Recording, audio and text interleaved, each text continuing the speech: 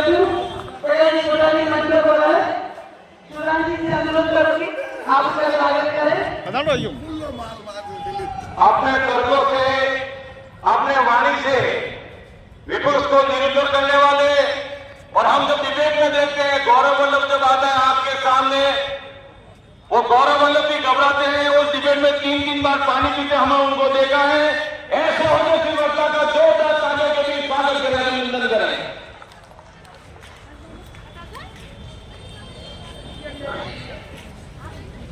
यहाँ मंच पर विराजमान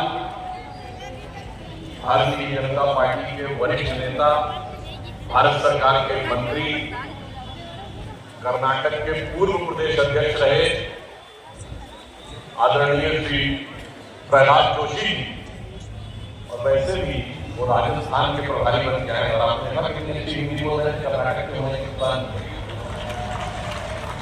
और वैसे जब भक्त प्रहलाद का पदार्पण हुआ था तो समस्त कष्टों का नाश हुआ था। तो मुझे पूरी अपेक्षा है कि राजस्थान में उनके पदार्पण के साथ यहाँ की जनता के कष्टों का भी निवारण होगा।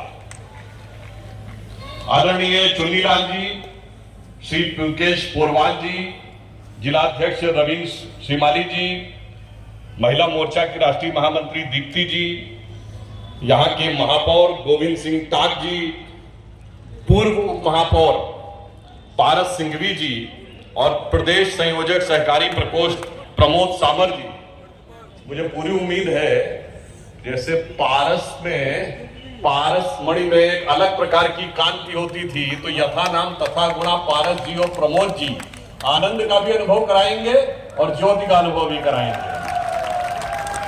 और यहाँ के प्रत्याशी नगर के आदरणीय श्री ताराचंद जैन जी, ग्रामीण के फूल सिंह मीणा जी। सर्वप्रथम मैं मेवाड़ की इस धरती को, जो भारत के शौर्य की राजधानी है, उसे नमन करता हूं कि नमन करूं मैं वहां जहां रक्त से लिखी हुई कुर्बानी, जिसके कारण चंदन है यह मिट्टी राजस्थान। इस धरती पे आके हमेशा गर्व और शौर्य का अनुभव होता है, परंतु पिछले कुछ दिनों से जब हम आते हैं तो यहां आकर एक कष्ट का अनुभव भी होता है। ये वो धरती है जिसको गुलामी के उस काल में भी कभी कोई झुका नहीं पाया। ये वो धरती है जिसके लिए मैंने बचपन में हिंदी के प्रख्यात कवि श्याम नारायण पांडे जी की कविता में सुना था, जिन्होंने मेवाड़ की धरती के लिए लिखा था कि जमा सके अधिकार तनिक खिलजी लेकर हथियार नहीं, और ठहर सकी इस पर क्षण भर अकबर की भी तलवार नहीं। मुगलों के काल में तलवार जिनका सर झुका नहीं सकी, अफसोस कि कांग्रेस के शासन काल में यहां पर छुरे से सर काट दिया गया, यानी सर तन से जुदा हो गया। और उसके बाद कश्मीर से केरल तक, अभी केरल का उल्लेख आदरणीय प्रहलाद जोशी जी कर रहे थे, ये सेकुलरिज्म का स्वयंभू खुदा बनकर जो बैठे हुए हैं, वो सर तन से जुदा के ऊपर अपने मुंह में दही जमा कर बैठे रहे। मुझे लगता है कि उनकी इस खामोशी का जवाब इन चुनावों में इस क्षेत्र की जनता अवश्य देगी। मैं ये भी याद दिलाना चाहता हूं, इस समय अगर आप राजस्थान में देखें तो विगत 5 वर्षों में क्या हुआ, जिसका उल्लेख आदरणीय जोशी जी अभी कर रहे थे। नौजवानों को कहा था कि बेरोजगारी भत्ता देंगे 5,000 रुपया, और मिले क्या? 19 बार पेपर लीक। याद करिए, जब 2018 का चुनाव हो रहा था, राजस्थान, मध्य प्रदेश और छत्तीसगढ़ का साथ साथ चुनाव था, तो राहुल गांधी जी ने छत्तीसगढ़ में किसानों को लेकर तीनों राज्यों के संदर्भ में किस टोन में बोला था? बस सारा कर्जा माफ, 1 2 3 4 5 6 7 8 9 10 दिन में कर्जा माफ, नहीं तो सब बदल दूंगा। 5 साल हो गए, वो माफ कभी हुआ ही नहीं, किसान वैसे ही परेशान। और उससे बड़े दुख की बात यह है कि राजस्थान में सांप्रदायिक सौहार्द नहीं बिगड़ा करता था, और सांप्रदायिक सौहार्द बिगड़ने की स्थितियां तनाव और पीएफआई जैसा संगठन, जिसे कि बाद में आतंकवादी संगठन के रूप में घोषित कर दिया गया कोर्ट के द्वारा भी, उसको राजस्थान में रैली निकालने की परमिशन दी गई। उदयपुर की घटना इससे ज्यादा तो यहां की जनता से ज्यादा और किसी ने नहीं समझा होगा कि राजस्थान जहां कभी सांप्रदायिक तनाव नहीं होता था, उस कालखंड में यहां पर वो भी देखने को मिला। मैं ये कह सकता हूं कि अशोक गहलोत जी के 5 वर्ष के शासनकाल में क्या हुआ, नौजवान हैरान हुआ क्योंकि उसे समझ ही में नहीं रहा था कितने पेपर लीक हो रहे हैं, किसान परेशान, और उनकी पार्टी में जम के घमासान, और किताबों के अंदर महाराणा प्रताप से ज्यादा अकबर महान। यह है 4-4.5 साल का कांग्रेस के शासन का राजस्थान। अब एक और बात समझिए, यहां शासन प्रशासन से ज्यादा महिलाओं के साथ जो अत्याचार हुआ, अनुसूचित जाति के लोगों के साथ जो अत्याचार हुआ, ये वो धरती है जहां पर आकर हमें किस प्रकार का अनुभव होता था। मैंने आपसे कहा यहां महाराणा प्रताप का शौर्य याद आता था, जिसका उल्लेख आदरणीय प्रहलाद जी ने किया। राणा पुंजा भील जी का शौर्य और गरिमा याद आती थी, तो मीराबाई के गीत भी याद आते हैं, तो पन्ना धाय का बलिदान भी याद आता है, भामाशाह का दान भी याद आता है। मगर आज की डेट में अगर राजस्थान में आप देखें तो एक विचित्र प्रदेश बन के आया कांग्रेस के शासनकाल में। ऐसा आपने कोई उदाहरण नहीं देखा होगा कि जिस पार्टी ने जिस व्यक्ति को राष्ट्रीय अध्यक्ष का प्रत्याशी बनाया वो बागी हो गया, अशोक गहलोत जी। ऐसा उदाहरण भारत की राजनीति में कभी देखा है कि राष्ट्रीय अध्यक्ष बनने वाला व्यक्ति बागी खेमे में आ गया?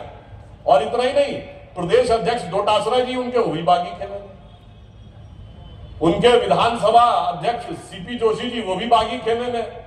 और इससे ज्यादा और क्या हो सकता है कि उनके ऑब्जर्वर आए और कहे कि विधायक हमसे मिले नहीं, हम जाके शिकायत करेंगे। और अब तो इस ढंग का वीडियो आया है, मतलब अब देखिए, जो कहते थे कि मोहब्बत की दुकान सजा रहे हैं, क्या गजब का वीडियो आया है। मैं नहीं कह रहा हूं, उस वीडियो में कांग्रेस का नेता कह रहा है जो कि अशोक गहलोत जी की जिंदाबाद और राहुल गांधी जी और सोनिया जी की मुर्दाबाद कर रहा है। अब बताइए, कोई बाहर वाले कहने की जरूरत है? एक कहावत होती है ग्रामीण क्षेत्रों में कि मल्लन से मल्ल घनेरे, बाहर ना तो घर में भतेरे। यानी कुश्ती लड़ने के लिए बाहर पहलवानों की जरूरत नहीं, घर में एक दूसरे से कुश्ती लड़ने के लिए तैयार है। अब अगर आप देखें तो हमारी सरकार आने के बाद राजस्थान के अंदर जो बदलाव केंद्र की तरफ से आना था, नेशनल हाईवेज में जितना कार्य किया गया प्रदेश की सरकारों के द्वारा नहीं हुआ। आयुष्मान भारत के द्वारा, योजना के द्वारा, किसान सम्मान निधि के द्वारा जिस प्रकार का लाभ यहां की जनता तक पहुंचा, पूर्व में जितना फंड एलोकेशन होता था उससे कई गुना अधिक फंड एलोकेशन हमारी सरकार, केंद्र में मोदी जी की सरकार आने के बाद हुआ। परंतु अफसोस की बात यह है कि यहां की सरकार जनता की सेवा की बजाय आपस में एक दूसरे से लड़ने में अधिक लगे रहे।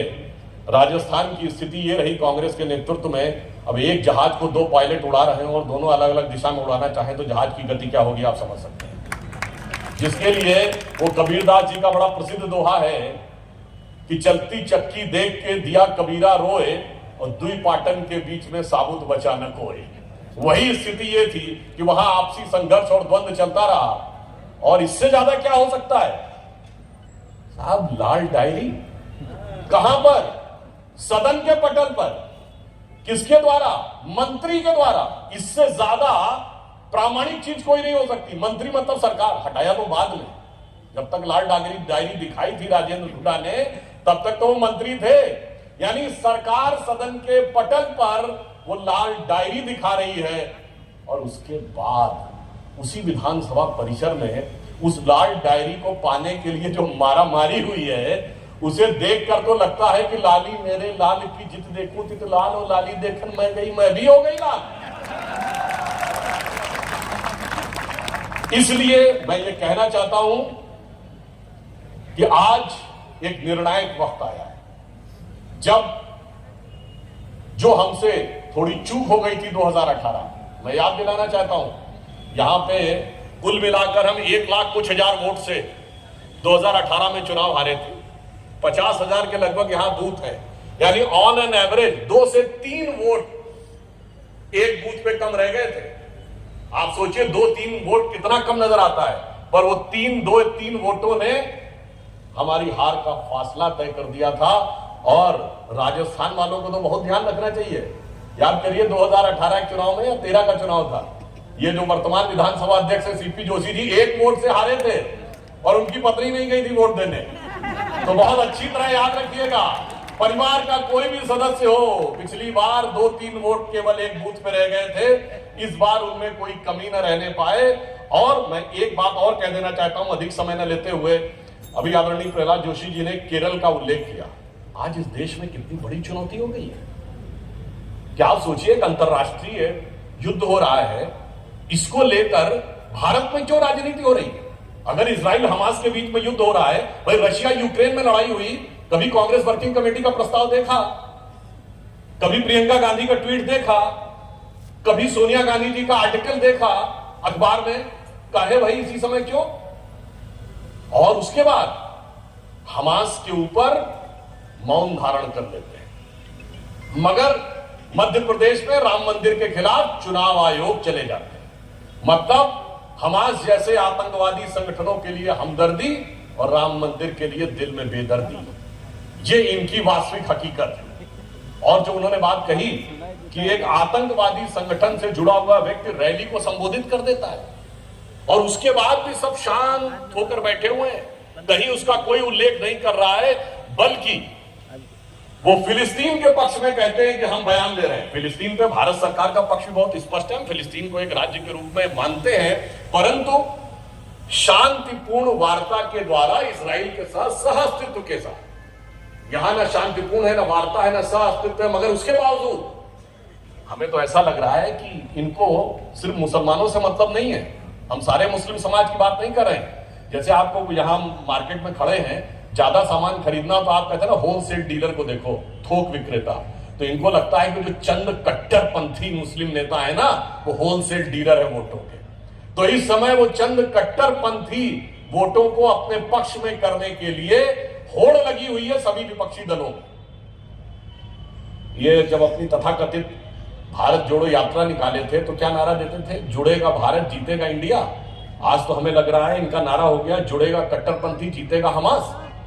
और एक और षड्यंत्र आप समझिए कि एक समुदाय को तो फिलिस्तीन तक जोड़े रहो और दूसरे समुदाय को उत्तर दक्षिण में तोड़े रहो, तमिल हिंदी में तोड़े रहो, अगड़े पिछड़े में तोड़े रहो।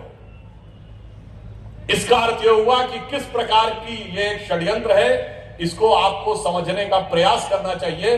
और मैं अंत में आपसे एक अनुरोध करूंगा कि हमारे 2 प्रत्याशी हैं, ताराचंद जी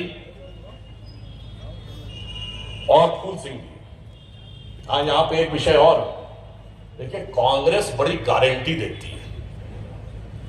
अच्छा, मजे की बात यह है कि कोई नई नवेली पार्टी हो, जैसे कुछ आजकल नई नवेली पार्टी आई है ना, नई नवेली अजब अलबेली पार्टी, पर यह तो बहुत पुरानी पार्टी है, पुरानी धुरानी पार्टी है।